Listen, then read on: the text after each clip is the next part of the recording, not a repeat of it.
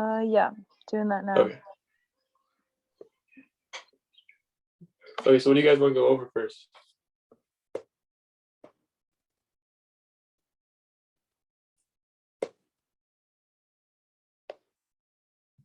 Anything in particular?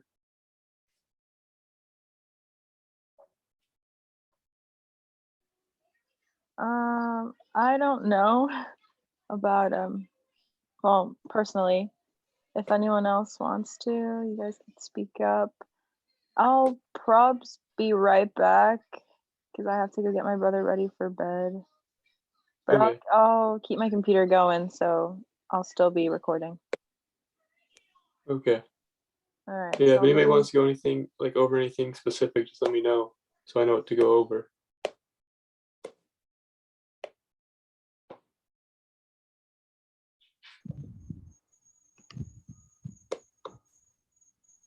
I know there's one question from the practice exam from last semester.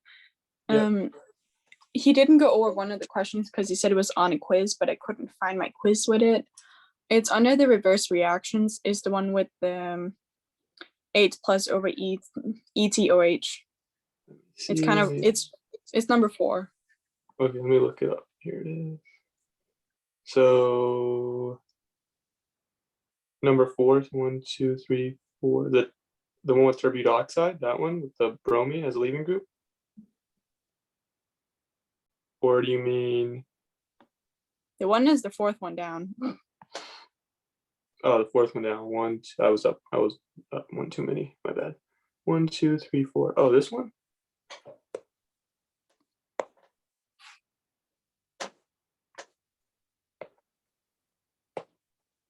Yeah. I just couldn't find my quiz with it. So all that's going to happen here is it's going to take this, and then the hydrogen is going to go here. It's going to put the carbocation in here, and then what's going to happen is a hydride shift in order to make it more stable. So then actually what's going to happen is your final product would be this.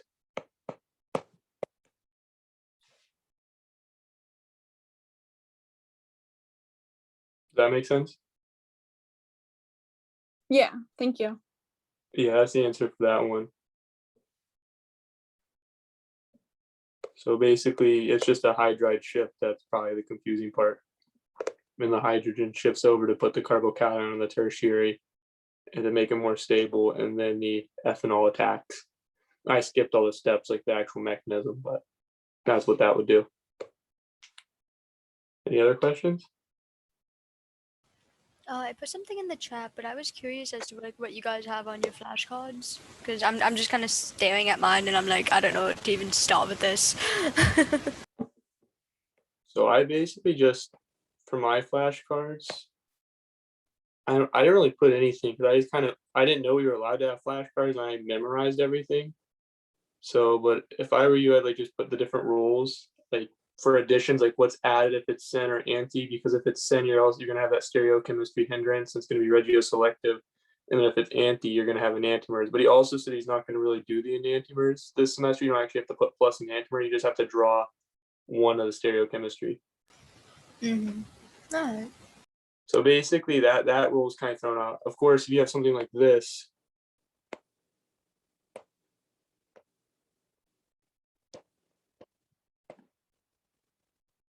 and you have, of course, your only product, this wouldn't have an enantiomer either way, so you would have to draw this as your only product.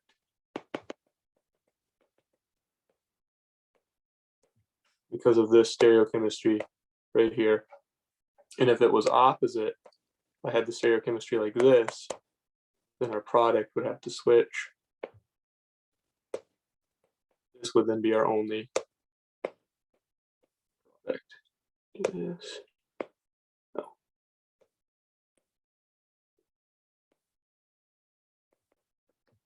Yeah, that makes sense. But yeah, that's basically what I'd write. And then maybe, I don't know if you'd if you guys are like super confident on determining between SN2 or SN1. or not. You could like write the rules for that, like make a little chart. So you could do that. But yeah, that's about it. Just the memos to yourself, like knowing that E2 has to go anti-periplanar geometry, and then E1 doesn't have to go anti-periplanar, it just has to form the most stable alkene. But that's what I'd recommend. I know that he had like a video, like basically like a questions and answers session that was like an hour and a half long that he uploaded. But how is he doing this exam? Because I know that I remember whenever he was talking about it, he was like, "Yeah, I'm gonna have the 3 sections." I don't think he's gonna be doing the challenge problems this time. I think he's just adding more questions to the first 3 sections, right? I watched his exam 2 review where he like went over like everything from last fall, those problems, and how he explained it was kind of confusing. He said he's not doing enantiomers anymore. He said he's getting rid of a lot of stuff, and there's no bonus. It's now just there's extra reactions. If you get them all, you can have upwards of like 20 points or something. He said added on. So that's how he's doing the bonus. It's just a whole lot of reactions, and if you can get past all of them, you get extra credit. Yeah, There's it's a no bit real ridiculous. challenge problems. Yeah, so I guess we can just ignore the challenge problems then. Because I went over them with my tutor and he was like, "Wow, these are fucking difficult." And I'm like, "Yeah, I don't even know where to start with these." I mean, he did like the first 3. I'm like, he was going to do the final challenge problem, but the professor, he already explained that one. And then we actually went over the bonus question. Oh, It's the actually challenge. really Yeah, interesting. I got them pretty easily. Yeah. I didn't think they were too bad. Yeah. It's just the only thing that's weird about those is the stereochemistry hindrance. That's basically the only thing that's weird about them. Yeah. And then the cyclizations, I wasn't until I actually like looked up cyclizations. He never really lectured about that. So I had to like watch some videos on how to do cyclizations. Because his lecture on cyclizations was quite short and not very in depth. So I had to use some supplementation of information to actually learn how to do those. Yeah, I've been trying to like supplement everything because I don't understand half the shit that's going on in the lectures, honestly. I don't know why. It might just be like the tone of his voice is just making my brain like shut off or something. I don't know what the hell's going on. But yeah. Chat if you have anything. So you guys want to go through some like practice problems? Would that be the most beneficial for everyone? Yeah, I think that'll be great. Okay. You want to start out with the challenge problems? Sure, let's do that.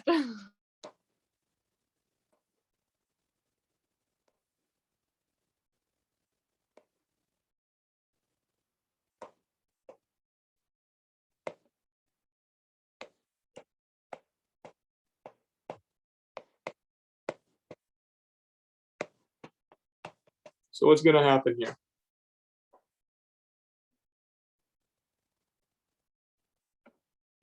Well, your first step,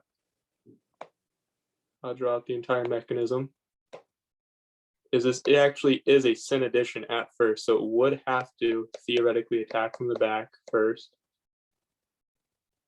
And then you would have this. However, once you do the second portion of it, that goes there. This would come in and attack.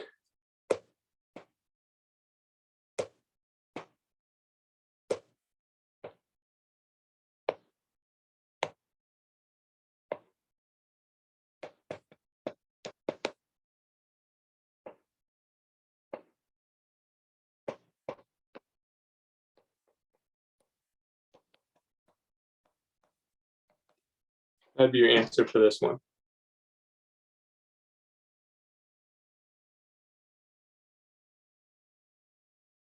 Everyone see how that happened?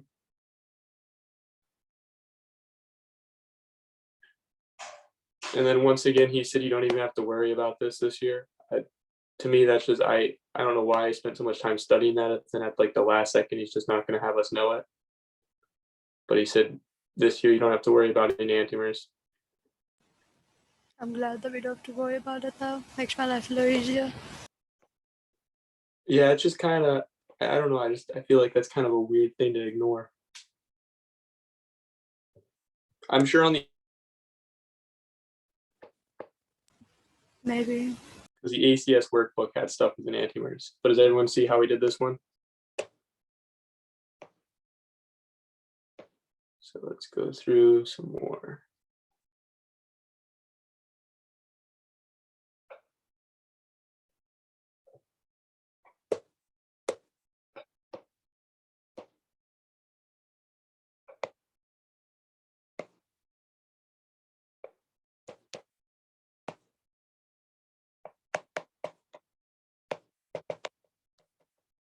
Gonna happen here.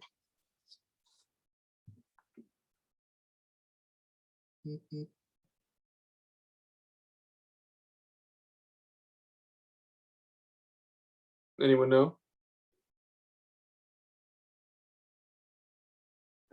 Okay.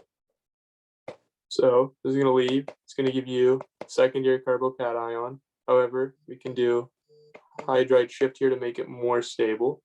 So then your actual carbocation would be here. And then this is diluted. So make sure you pay attention to that. When it's diluted, that actually means there's more H2O present than HCl. So that means that the H2O is more likely to attack this carbocation. And when it attacks, you would get something that looks like this. That'd be your final product. Oh, sorry, which one is this? I'm trying to find it. Oh, I just made this one up. Oh, you did? Okay. Does that make sense to everyone though? Now, what would happen if it was this? I mean, that's actually wrong, my bad. It's OH, I wasn't even paying attention. Now what happens if it's concentrated? Well, the only thing that happens is instead of OH, you're now gonna have Cl. Does that make sense?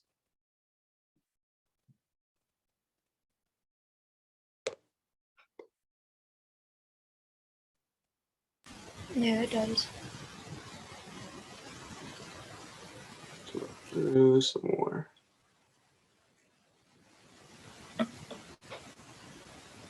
See if we can get.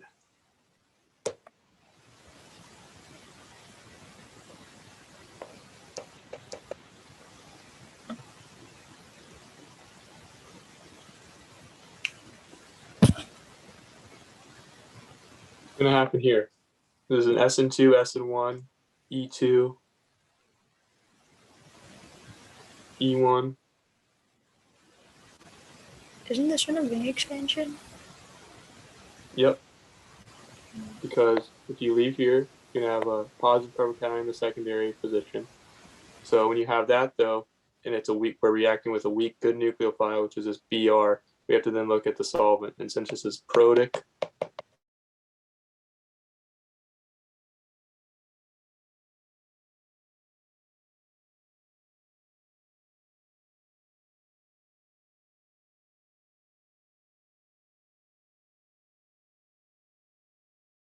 concentrated right here. So ignore the H2O, that's not what's gonna attack. It's gonna be HBr that attacks. So it's gonna be that, it's gonna be your product. And remember, this is also correct since it's a ring. Could be that. It could actually be anywhere. This could be anywhere on the ring.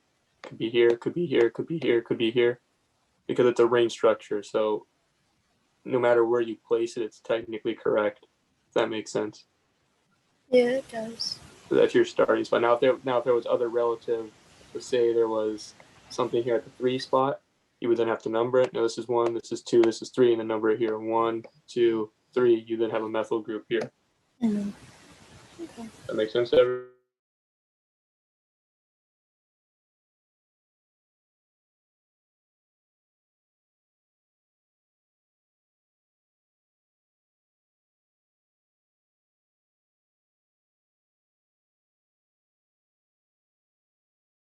I use HBr and I use BMS. Now what's going to happen? I'm actually not sure about that one. I don't know about everyone else, but It's gonna go SN2, isn't it? Yep. Spot on. That's because this is an aprotic solvent. This is a good weak nucleophile, so it's the solvent that actually determines it since it's secondary carbocation. So oh yeah, good, okay. It swaps good back. job, whoever said it's going to go SN2.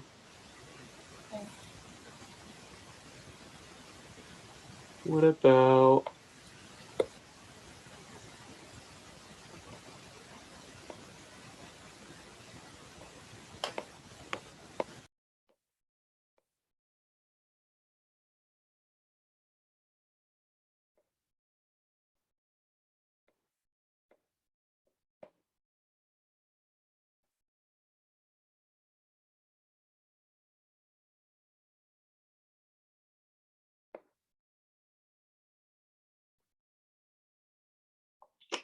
don't like that example.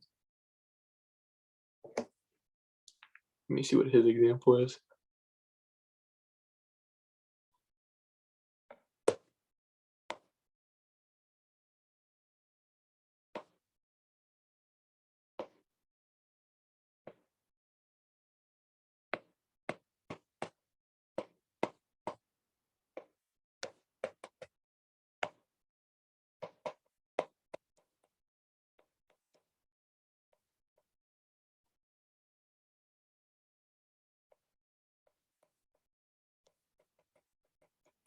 What's this one gonna do?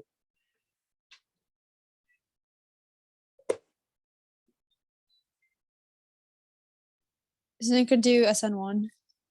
Nope, it's gonna be an E1. So anytime you see tolling and Dean Stark, it's E1. These are your only situations where you're going to have E1 reactions. They're very rare. So you're going to have H2SO4 concentrated. You're going to have heat in an aprotic solvent. Or you're going to have a Dean Stark with usually TSOH or tolling. Those are the only times it's E1. And what's the special thing about E1?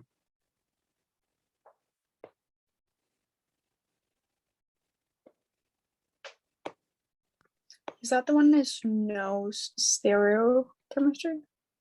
Yep, it doesn't need anti-periplanar geometry. So what's it Oh, do? that Though? was There's all. something special that E1 does. It always forms something. It always follows Zatzi's rule.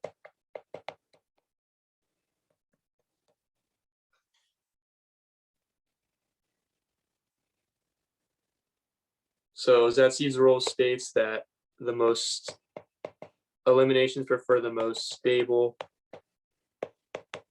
alkene. So what would be the most stable alkene for this? Say this is our leaving group. We know this is going to leave. We know it's going to take the hydrogen from here for the elimination. But what has to happen before this actually occurs? Didn't even check the chat. So all that's going to happen is these have to flip. That'd be your final product. These are pHs. You can abbreviate these as pH. That's actually correct because they're benzoic rings. So the largest groups have to be trans from one another in order for it to be the most stable alkene, because if not, you're going to have interaction between these two compounds, which makes it highly unstable. Does that make sense? Yeah, it does. I was thinking like an enantiomer, but I knew I was going to be wrong, so I didn't say anything. Yeah, so remember E1 and E2 are never going to have enantiomers because the double bonds, they get rid of stereochemistry. So let's do another example.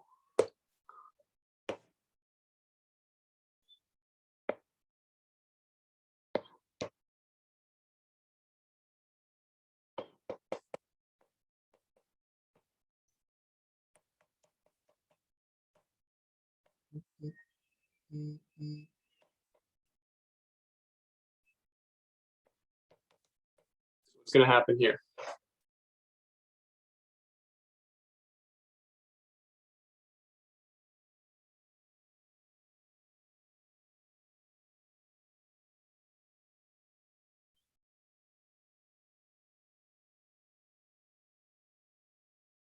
Okay, so what's going to happen here? We know this is a good nucleophile. So we know it's going to either go SN2 or E2. We can eliminate SN1 or E1 or any addition. We know that this is a protic solvent. We know this is going to be a secondary carbocation. So when this eliminates, it's going to be secondary carbocation with a protic solvent. It's going to be an elimination because this pKa of this nucleophile is between 9 and 16, because this is actually has 16 is the pKa of ethanol. So when we do this all out, we actually have to, though, pay attention here to the stereochemistry. Since this is E2, this is not anti-periplanar because this and this are on the same side. So what I like to do is I like to draw it out just to make sure. And then you would have a hydrogen here. Then our back carbon would have a methyl straight up, a methyl to the side, and a hydrogen to the left. There is no anti-periplanar geometry. However, when we flip this, you can either flip the back or the front. Either way is going to be correct. Bromine, hydrogen, methyl. Keep the back the same, never flip both, never rotate both bonds. Now then we will draw this out as our new compound. So if we draw this out, keep the backbone the same, we have a hydrogen down, we have a methyl up in the back. In the back we have a methyl to the right, and we have a hydrogen to the left, and then here we have a bromine to the right, and we have a methyl to the left. And when we eliminate here, this leaves, you're going to be stuck with something that looks like this.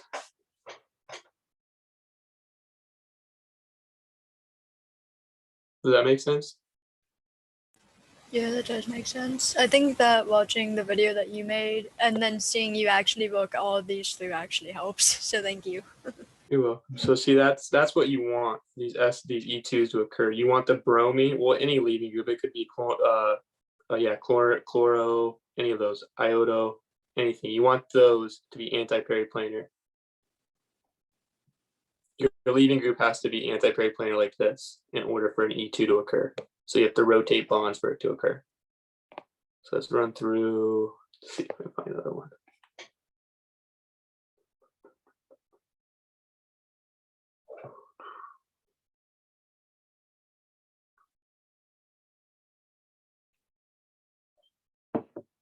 Okay.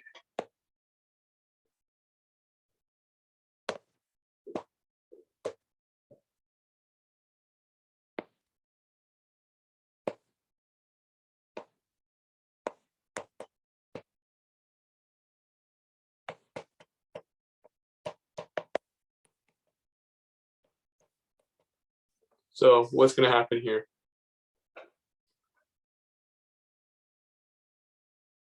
There's a weird exception here.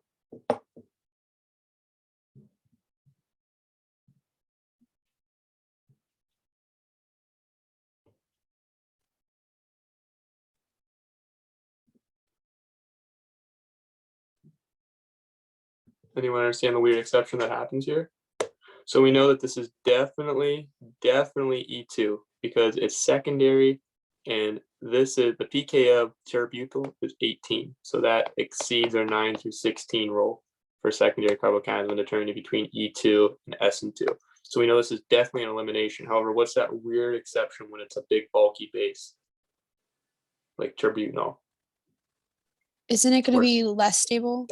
Like the Yeah. major project will be less stable? Yep, it's going to form this bond, not this bond. So your product's actually going to be this. That's your major product. And the only other one that does this is NDA, and that looks like this.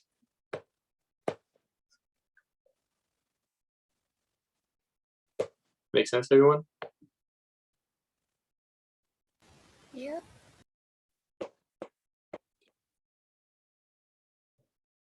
Could you write down what NDA was one more time? I didn't quite get that. Yeah, so NDA is the only other time that it's going to be that kinetic product, and it looks like this.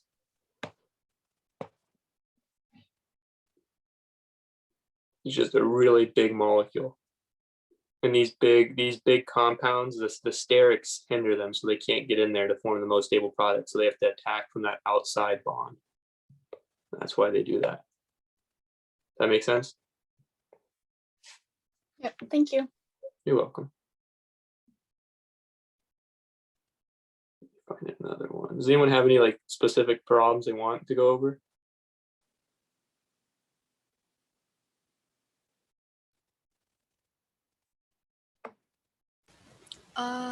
I'm good. Okay, let me see if I can find another one.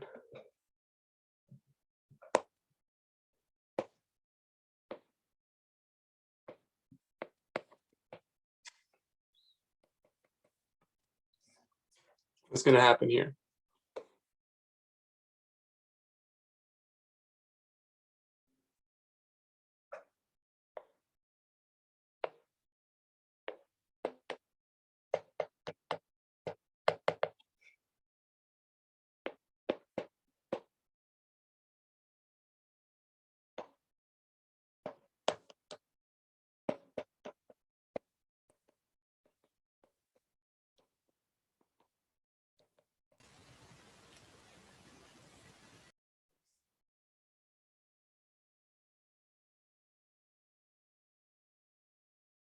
And once again, for his exam, you don't have to worry about enantiomers, and you would only have to pick one of these, so you could ignore the other one. But does anyone know why it could form either one?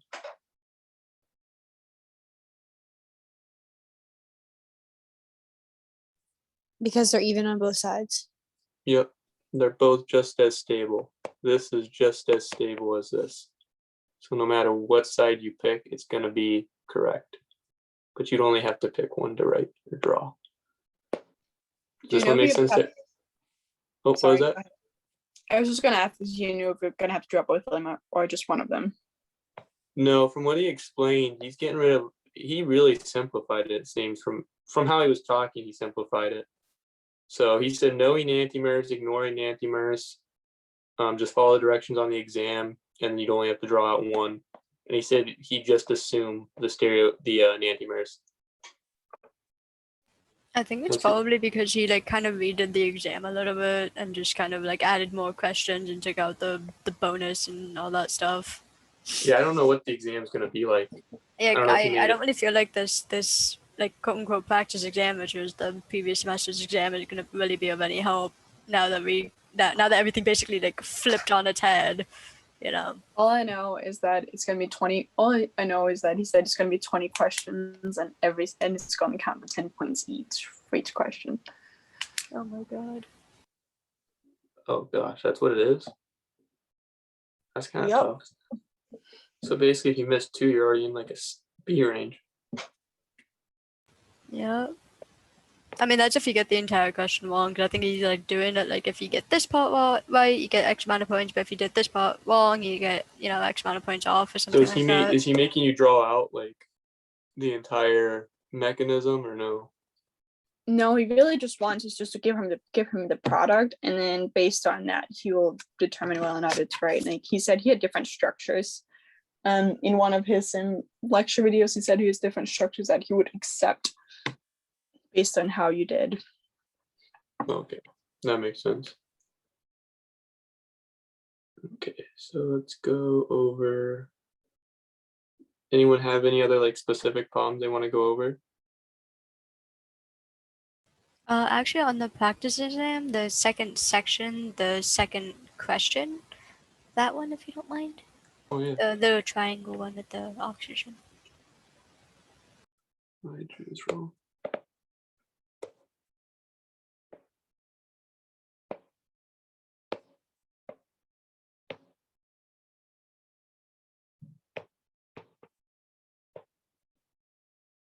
This is kind of a weird one. What's going to happen here? This is going to eliminate here. And then this is going to attack right here. And it's going to form something that looks like this.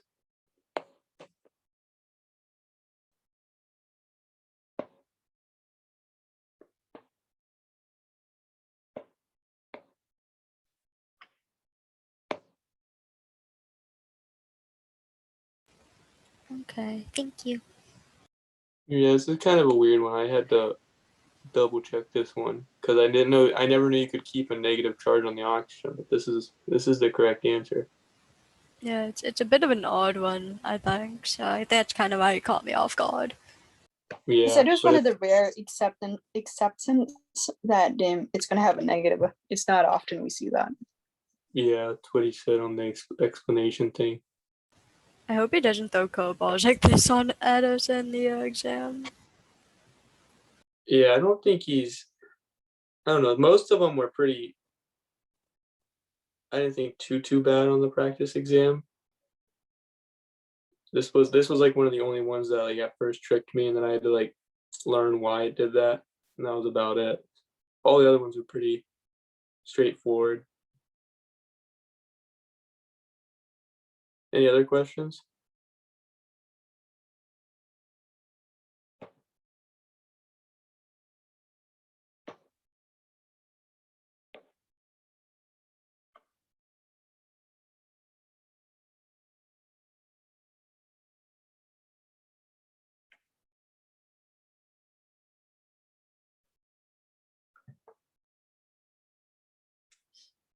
I'm open ears. Any questions?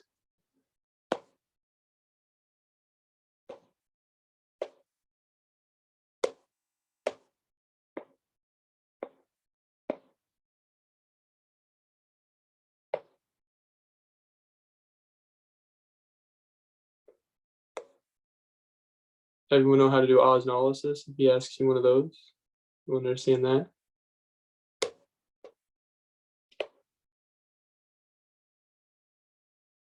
Yeah, that would be great. You want to go over osmolysis? So all osmolysis does is it's O3, and it basically just cleaves and replaces with oxygen. So, for example, if he gives you something like this, what's going to happen? Cleave that double bond. Wherever the double bond is, that's where it cleaves. 1, 2, 3. 1, 2, 3. Draw it out.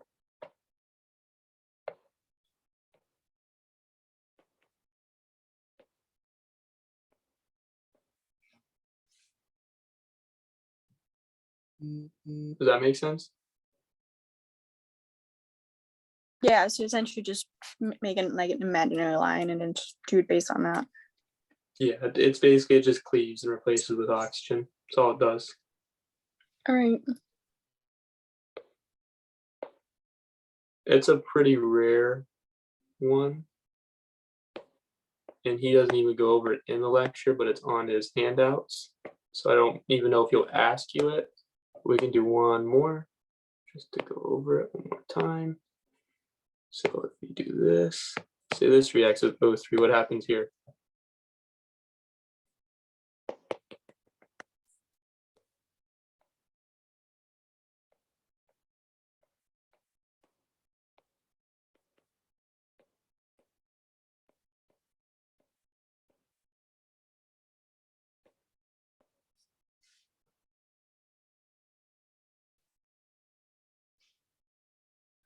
Make sense? Yeah, that does make sense. Okay. Let's go over HGOAC, because that's another weird one.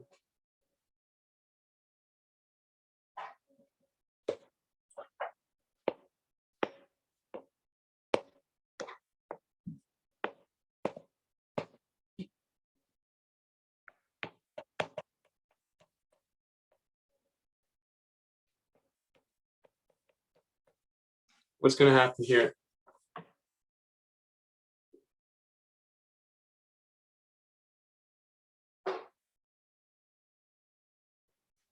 So you're going to get something that looks like this. This all actually happens at one step.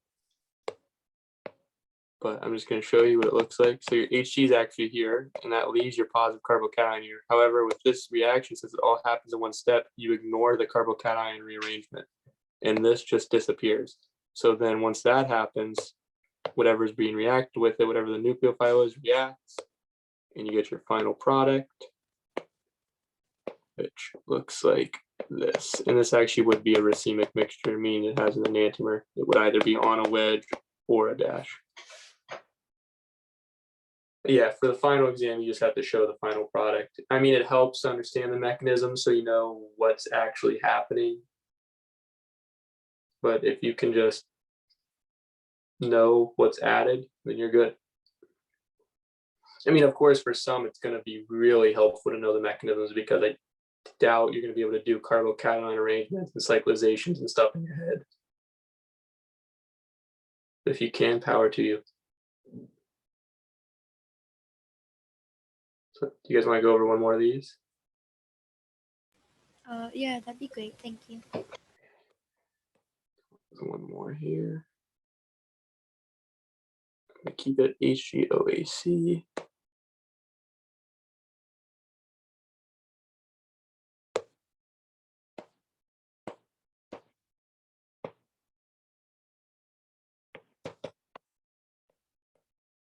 Oh, I drew that wrong.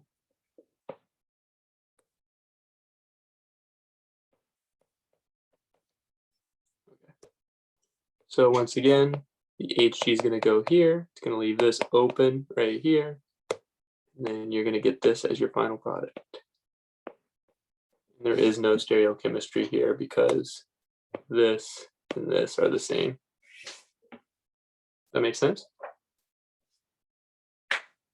And this is not osmolysis either. This is actually called demercurization. Yeah, that does make sense. So we've gone over that one, got that one. Does anyone know if acid catalyzed additions undergo carbocation rearrangements or if they don't?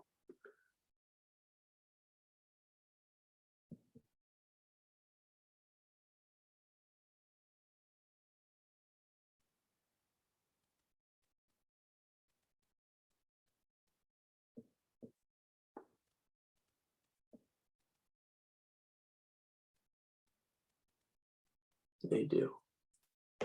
Okay, so let's go over an example like that. I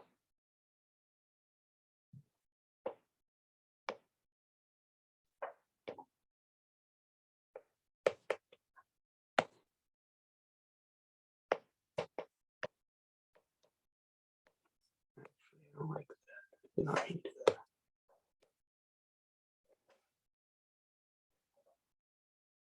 What's going to happen here?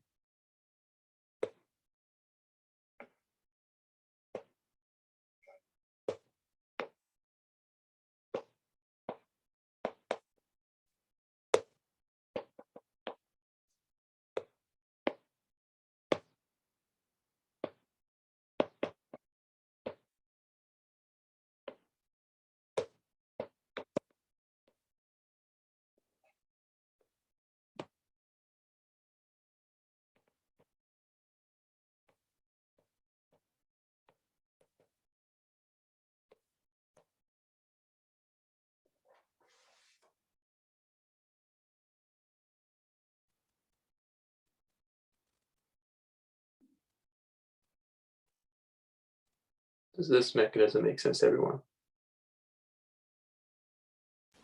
Mhm. Does everyone know what cyclizations happen and what cyclizations don't happen? Isn't it 4 to 4 to 5 always happens. 5 to 6 might happen. There's no real stability advantage from that. And then 3 to 4 never happens.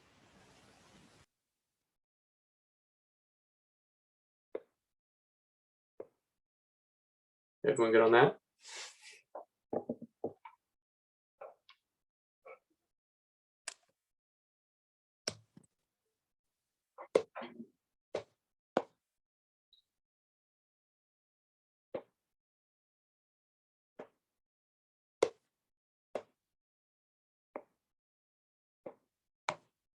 Okay, let's go over.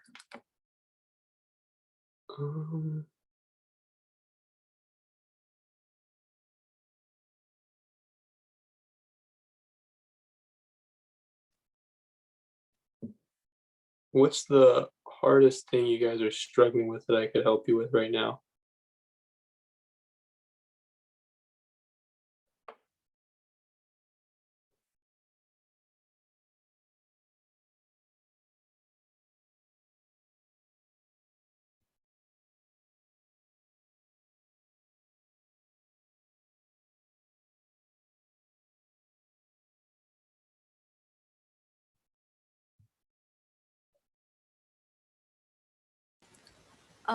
For me personally, like I'm just kind of looking at the practice exam, right? And I think like not really knowing where to start and kind of looking at it and freaking out is my biggest problem. Um, so I know you mentioned in the video like your kind of steps, but like going through like everything kind of like let's say because how would I say this? Like from like step one, like what would you do in order to determine where to go next? If So that the very so you mean like SN2 versus SN1 versus E1 versus E2? Yeah. Because additions, like I said in the video, there's no real steps to go through. You just have to know what the addition is, and if it's anti or syn. There's no real rules for that. Yeah. But for these, there are for SN1, SN2, E1, E2, there are a set of definite rules you have to follow. And the number one, like I said, is going to be your sterics. And then once you're done with that, go to your nucleophilicity. And then after that, if you still don't know what it is, you can go to your solvent. And then after that, which you're not even gonna have to deal with, is leaving group ability. SN2 prefer the stronger leaving group. This is more of an ACS type of question right here. This isn't gonna be his exam type of question. So for his exam, you're gonna wanna focus on these three for SN1 versus SN2. Now for E2 versus SN2, there's a whole chart you should probably know, which I put in the video, but I can draw it again real quick if you really want me to.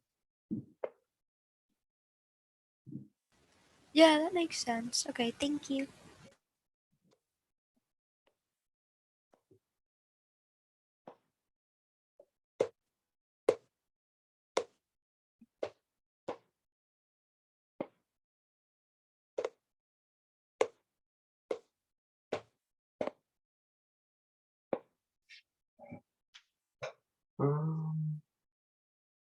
I'm just trying to think what I should do to help. Anyone has any concerns or questions? Just fire away.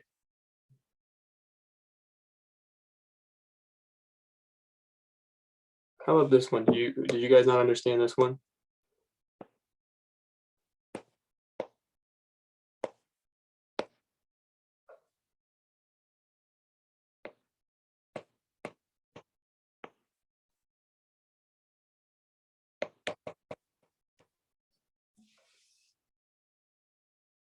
What happens here?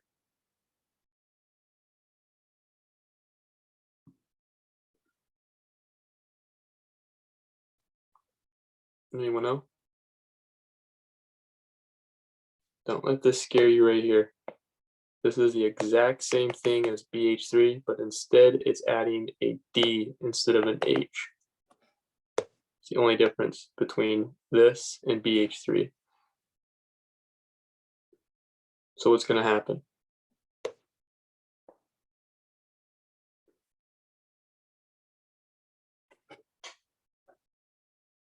What's going to happen here is you could actually get two products, and that's why on his challenge problem he said there's two enantiomers. You could either get this, or you could get this.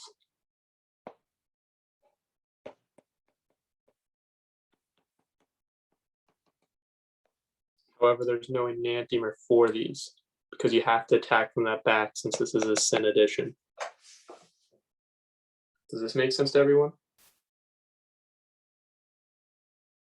Does anyone have any questions on this?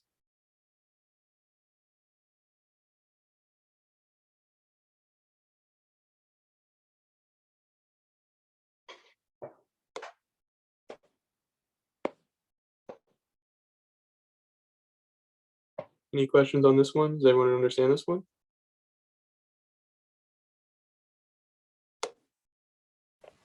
It makes sense, but it definitely does try to trick you. Yeah, it's a tricky one, but if you just follow your rules and you know that it has to be a syn addition, has to attack from the backside, and you know that there's no real electron difference between these two. Oh, did not mean to do that. Between these 2 points, then you know that this would be what would happen.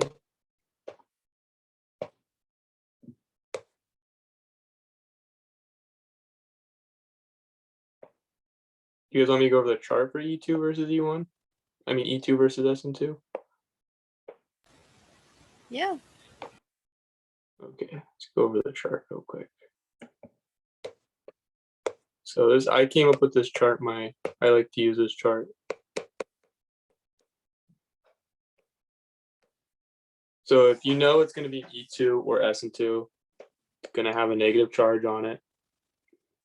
And if it's methyl, primary, secondary, tertiary.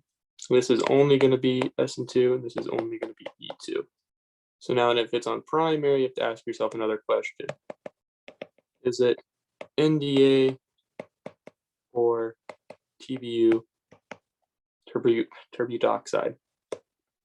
And if it is,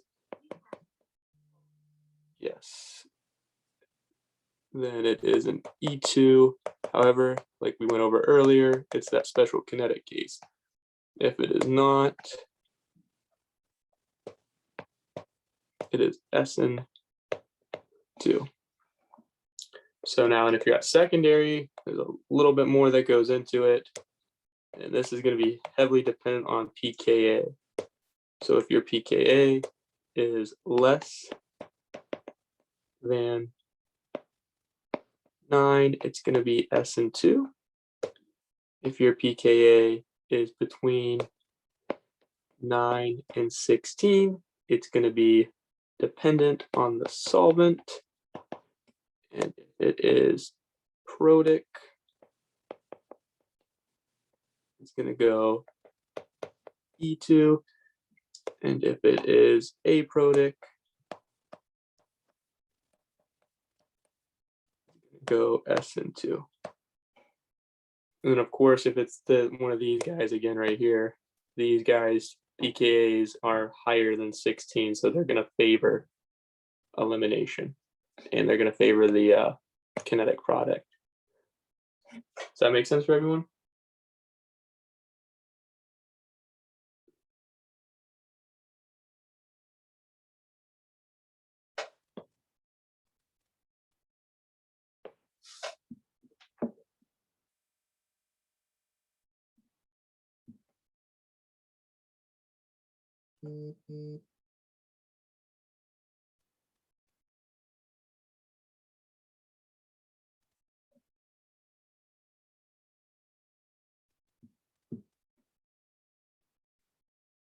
Does this chart make sense, everyone, or can I clarify anything for anybody?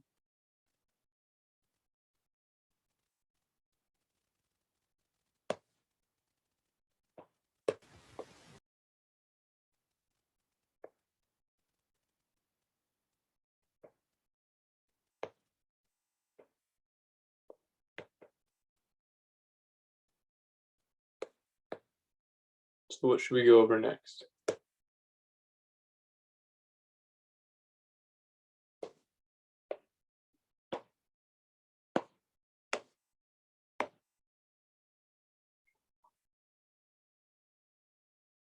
Anything in particular? Going once, going twice.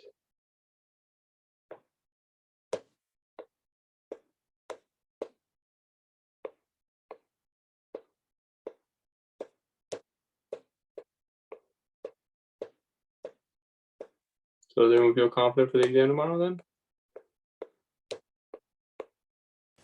I still need to do some more stuttering, but after that, I should be good to go. Okay. So if nobody has any more questions, I think I'm going to end the Zoom call. I don't know if Kristen is there or not, but I wanted to ask her if she could share the recording. Unless you get I don't know how the recordings work on Zoom. Yeah, I'm sure she'll share it. But No. if nobody has any more questions, I think I'm going to head out. No problem, guys. Have a wonderful night. I hope the video helped also. It really Basically, did. Thank you for that doing answered everything, basically. So have a nice night, guys. You too. Bye, boss. Bye, guys.